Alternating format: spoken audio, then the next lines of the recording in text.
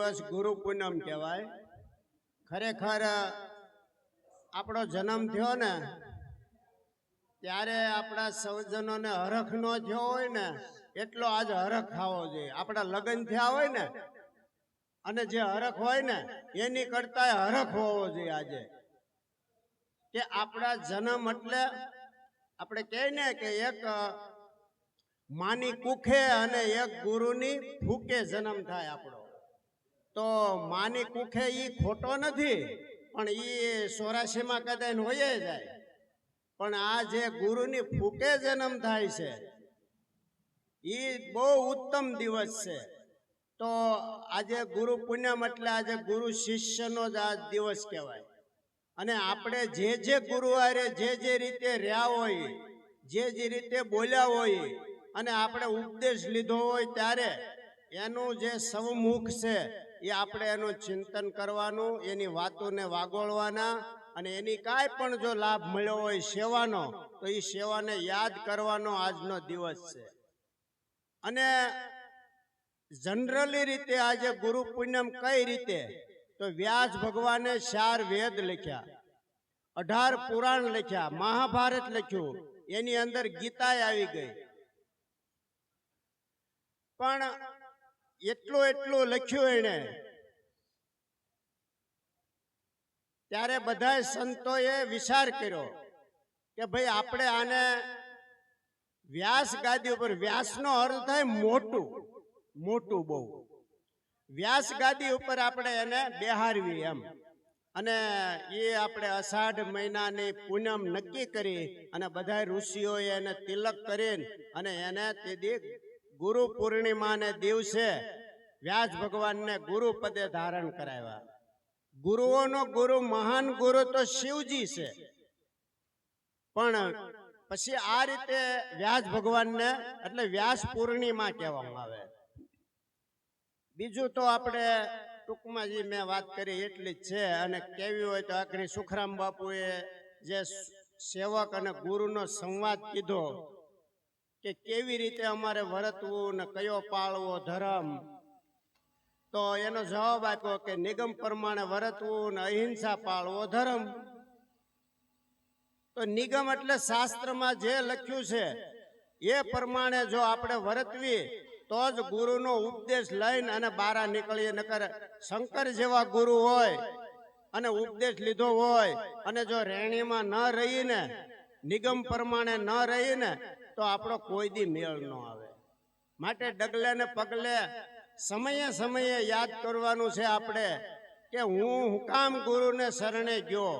સુખરામ બાપુએ નિગમ પ્રમાણે વર્તવાનું કીધું, તો નિગમ એટલે વેદ શાસ્ત્રો, વેદ શાસ્ત્ર આપણને ભગવાને ભણાવ્યા છે. આ સમયમાં 5 સોપડી, 2 સોપડી, 10 સોપડી તો કારક વેદ વાંચવાના, તો આપણને ખ્યાલ આવે. આ નિગમ વાંચવાના, નિગમ પ્રમાણે વર્તવું ને અહિંસા પાળવો ધર્મ. અહિંસા એટલે 3 પ્રકારની અહિંસા થાય છે: મન, કર્મ ને વસનથી. આપણે બોલવાથી ને પણ કોકને દુઃખ લાગે છે, તો એમાંય પણ વાણીમાં આપણે ધ્યાન રાખવું પડે. અને એક હાથથી કાંઈ પણ કરીએ ખરાબ કામ એની, અને મનથી હતે પણ ખરાબ કામ કરતા હોઈએ આપણે. કોકનું બુરું ઈસવું, કોક નહીં ગમવો, કોક બોલે તો એની ઉપર રી સડવી, તો એ બધું સામું આવશે હો પાછું. એટલે અહિંસા એટલે 3 વસ્તુથી પર રહેવું: મન, કર્મ અને વસનથી.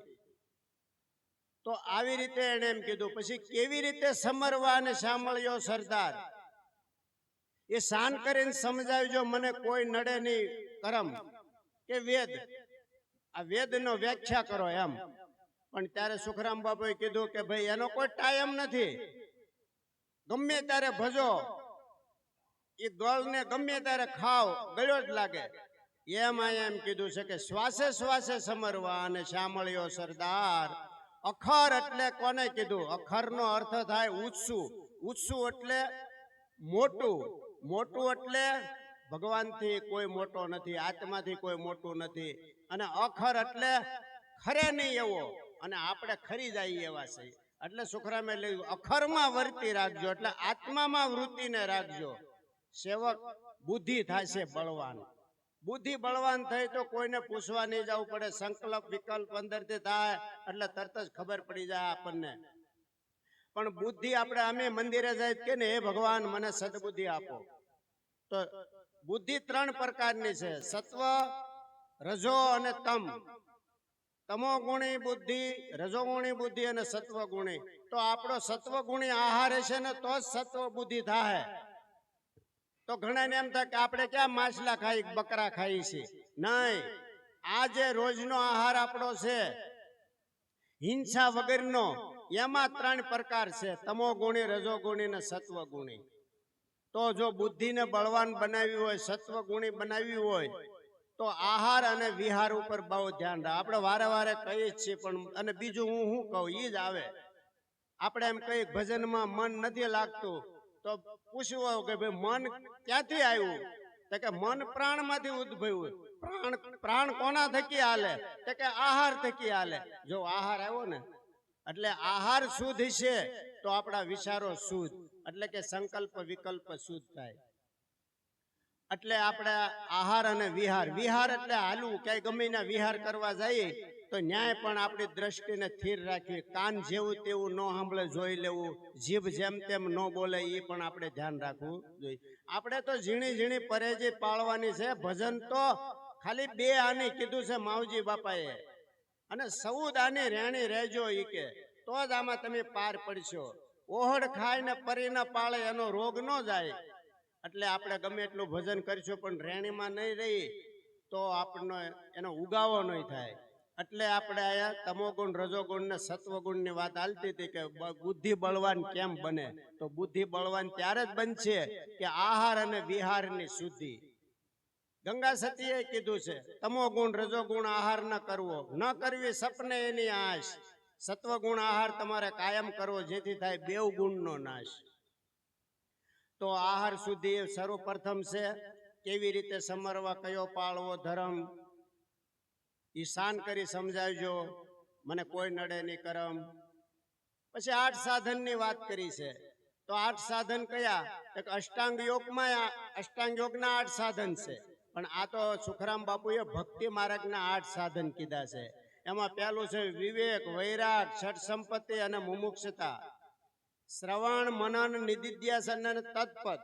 એટલે એને કીધું કે 8 સાધનમાં એક છે તે તત્પદ તું જાણ, દ્વૈત ભાવ દર્શે નહીં, સેવક નેચલ પુરુષ નિર્વાણ. નેચલ એટલે કોઈ દી સલાયમાન ન થાય એવો પુરુષ કોણ છે? કે એક આત્મા જ છે. બાકી વણસે ને એ તો માયા કહેવાય, બધાય વણસી જાય, આત્મા કોઈ દી ન વણસે. એટલે આત્મા સ્વરૂપમાં જે ગયા એ કોઈ દી વણસે નહીં. એટલે અહીંયા ગંગા સતી એ પણ એક કીધું છે કે જથારથ વસનની શાન જાણે એને કરવું પડે નહીં બીજું કાંઈ. પછી બીજા પદની એક કડી છે પણ હું ભૂલી ગયો. એટલે અહીંયા આપણે 8 સાધનની વાત આવતી હતી. તો વિવેક, ગંગા સતીએ કીધું વસન વિવેકી જે નરને નારી પાનબાઈ ને બ્રહ્માદિક લાગે પાય. તો વિવેક આપણને સંસારમાં તો છે, અને ન હોય તો સંસારે નથી હાલતો. તો ભક્તિ લાઈનમાં વિવેક જોઈએ. કયો વિવેક? તો કે વસનનો. વસન એટલે આત્મા, પરમાત્મા, જે કેવું હોય તે કહેવાય, એનો વિવેક. તો એનો વિવેક હું? તો કે આત્મા સિવાય અન્ય વસ્તુ છે જ નહીં. એવું જેદી નક્કી મનન તમને થાય તેથી એનો વિવેક આવી જાય. અને તેથી વસનને બરાબર જાણ્યું મના હે ત્યાં લગી ઘણું કરવું પડશે.